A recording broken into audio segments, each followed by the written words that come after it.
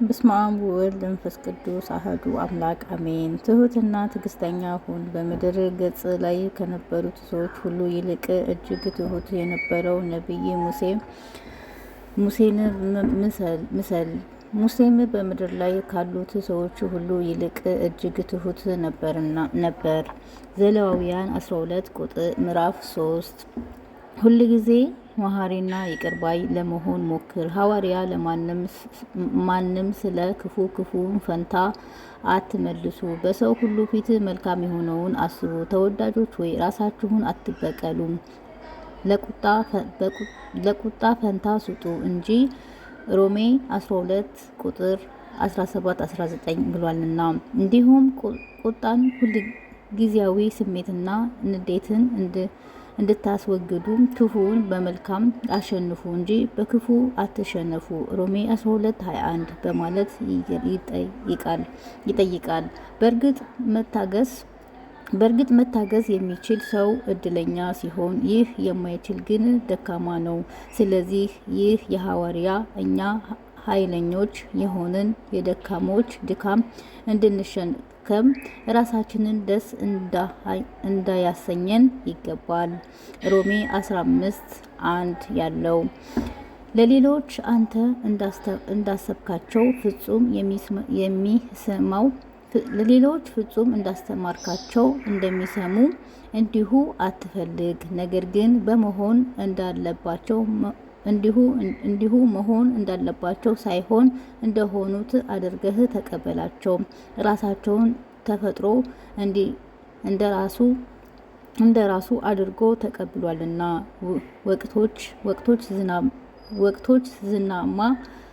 ወቅቶች ዝናማ ማዕበላዊም ይህ ሞቃታማ ተፈጥሮ ራሱ እንዲሞላው ሳይጠይቅ ተቀብሏልና። ከሰዎችም ጋር ልክ እንዲሆኑ እናድርግ። ሰዎች ሁሉ ጻድቅ፣ መልካም አይደሉም። ብዙዎቹ ድካሞች ወይም የተወሰኑት ባህሪያችን ተቆጣጣሪ የሆኑ አመሎች አሉባቸው። ሰዎች የተለያዩ አይነቶች ናቸው። ከዚህም አንዳንዶች ሁከተኞች ናቸው። ስለዚህ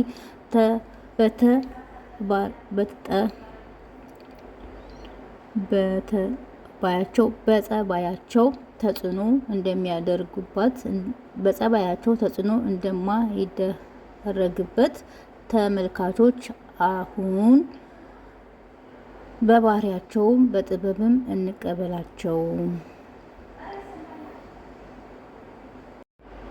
ክፉውን በክፉ አትመልሱ። ማቴዎስ 5:39 የዚህ ሕግ ዋና መልእክት ትዕግስት ነው። መታገስ ወደ ኃጢአት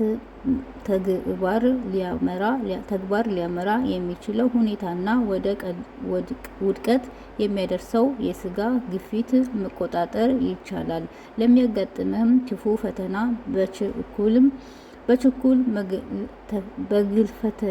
በግልፍተኝነት የሚደረግ አጸፋ ወይም በክፉ መቃወም በዚህ ሕግ መሰረት የተከተለው ነው። በሌላ መልኩ ይህ ሕግ በቀልን የሚያውቅ ነው አትበሉ። በቀል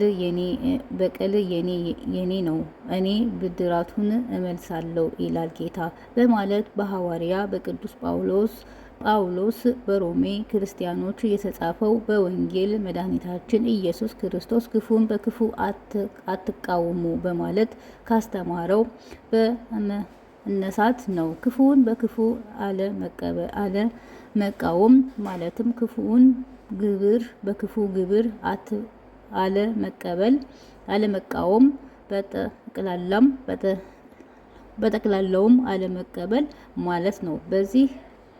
ስለዚህ ነው ቅዱስ ጳውሎስ ለማንም ስለ ክፉ ፈንታ ክፉን አትመልሱ፣ በሰው ሁሉ ፊት መልካም የሆነውን አስቡ፣ ቢቻላችሁ በእናንተ በኩልም ከሰው ሁሉ ጋር በሰላም ኑሩ። ተወዳጆች ሆይ ራሳችሁን አትበቀሉ፣ በቁጣ ፈንታ ስጡ እንጂ በቀል እኔ ነኝ፣ እኔ ብድራቱን እመልሳለሁ ይላል ጌታ ተብሎ ተጽፏልና በማለት የተናገረው ሮሜ 12:17-19 ማቴዎስ 5:39። ስለዚህ ክፉውን በመልካም ማሸነፍ እንጂ ክፉውን እንዳሸነፍን ክፉውን ሀሳብ ከኛ ማራቅ ይገባል። ወስብሐት ለእግዚአብሔር ወለወላዲቱ ድንግል ለመስቀሉ ክብር አሜን። ኑ ወደ እግዚአብሔር ተመለሱ። ኑ ወደ እግዚአብሔር ተመለሱ። ኑ በጸሎት ወደ አምላክ ቅረቡ። በጸሎት ማለት እንዴት ነው? ይህስ የልባችን ምስጢር ሁሉ ሳትደብቁ እርሱ እግዚአብሔር እንደሚያወጋችሁ መናገር ማለት ነው። እንዲሁም በሉ ጌታ ሆይ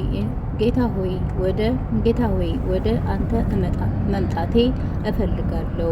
ጌታ ሆይ ካንተ ተለይቼ እኔ ምንም ነኝ። ጌታ ሆይ እኔ አንተ ያጣሁት ዕለት ሕይወቴ አጣሁ። ጌታ ሆይ እኔ አንተን ያጣሁ ዕለት ደስታዬን ሁሉ አጣሁ። ጌታ ሆይ እኔ አንተን ያጣሁ ዕለት ሕይወቴ ትርጉም አልባ ሆነ። ጌታ ሆይ እኔ አንተን ያጣሁ ዕለት ሕይወቴ ጣዕም አልባ ሆነ በሉት።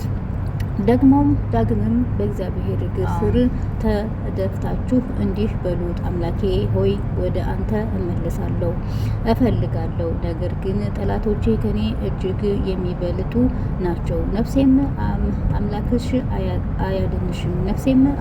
አያድንሽም የሚሏት ብዙ ናቸውና በሉት። ወደ አምላካችሁ ወደ እግዚአብሔር ተመለሱ። ጌታ ታደገን፣ ወደ አንተ የምንመለስበትን መንገድ ምራኝ በሉት። አምላካችሁን ንገሩት። ካንተ ከተለየው ወዲህ አቅሜ ሁሉ ተደጋግሟል። ጌታ ሆይ እኔ ኃይልህን ላክልኝ። ጌታ ሆይ ልዩ ኃይልህን ላክልኝ። ወደ እኔ እመለሳለሁ። ልዩ እርዳታህን ስጠኝ በማለት ሁል ጊዜ ጸልዩ። ብዙ ሰዎች መደጋገፍ ወደ እግዚአብሔር የምንመለስበት እንዴት ነው ይላሉ። እግዚአብሔር እግር